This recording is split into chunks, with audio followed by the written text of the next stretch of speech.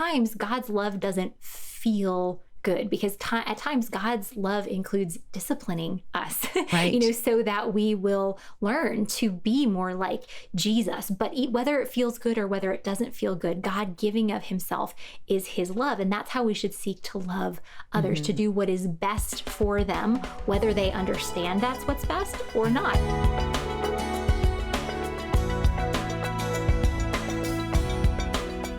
We talk about how God is love and God is holy.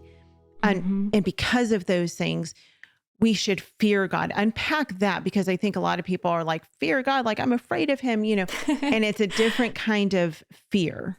Yes. So we cover the attributes. God is love. And we define that saying God is love. God gives of himself, because there is so much confusion in our culture today over what love is, where biblically is love is giving of ourselves for the good of another. And so we talk about, what God's love is, that at times God's love doesn't feel good, because at times God's love includes disciplining us, Right. So that we will learn to be more like Jesus. But whether it feels good or whether it doesn't feel good, God giving of himself is his love. And that's how we should seek to love others, to do what is best for them, whether they understand that's what's best or not. And we talk about, the example of parents, that sometimes, when parents make you go to bed, make a child go to bed at a certain time, it's what's best for them. Or when they make them, eat a certain food, or when they, have them apologize to a sibling, those things don't feel good, but it's what's best for them. So we first define, what love is. And then we talk about God's holiness, and we define that. We say that God is perfect,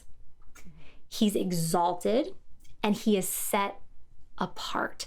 And so we talk about how God never makes any mistakes. He is morally perfect. Exalted means that he is above everything and everyone, that no matter how hard we try, we will never attain the goodness of God, that he is exalted, and then that he's set apart, that he alone is holy, is perfectly holy, that we do have that positional holiness because of what Jesus has done for us, but God alone is inherently holy. And then, as you mentioned, our response to that we teach in the next lesson is that we should fear God. And what we do, again, the fear of the Lord can be a very confusing thing, but when we look at what Scripture says about the fear of the Lord, it becomes more clear, that the fear of the Lord is the beginning of wisdom, that the fear of the Lord brings life. And what we do is first we have the kids make a scared face, like a face when they're fearful of something, which is like, ah.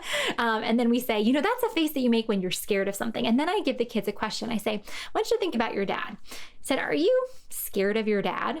And I say, I sure hope that you're not scared of your dad, because dads should not be scary. I said, but do you know that if you do something wrong against your sibling or against your mom, that your dad is going to punish you?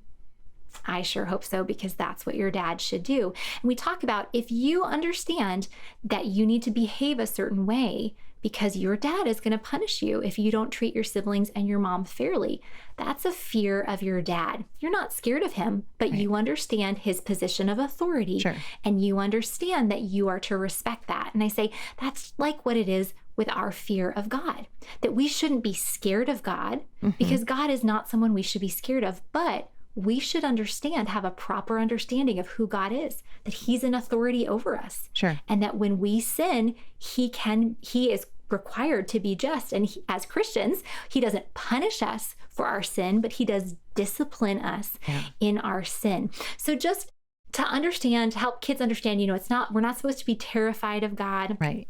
We're not supposed to be scared of him, but we're also not simply to just view him as our buddy, because while yes, Jesus is our older brother, he is our friend, we are not equal with him. He is still the creator and we are the creature. And we don't include this in our curriculum, but for any adults listening and watching, I think that such a great example is in the Chronicles of Narnia, in the Lion, the Witch, and the Wardrobe. When Lucy first hears about Aslan and from Mr. and Mrs. Beaver, and she asks Mr. and Mrs. Beaver, is he safe? And Mr. Beaver goes, safe? Of course he's not safe, but he's good.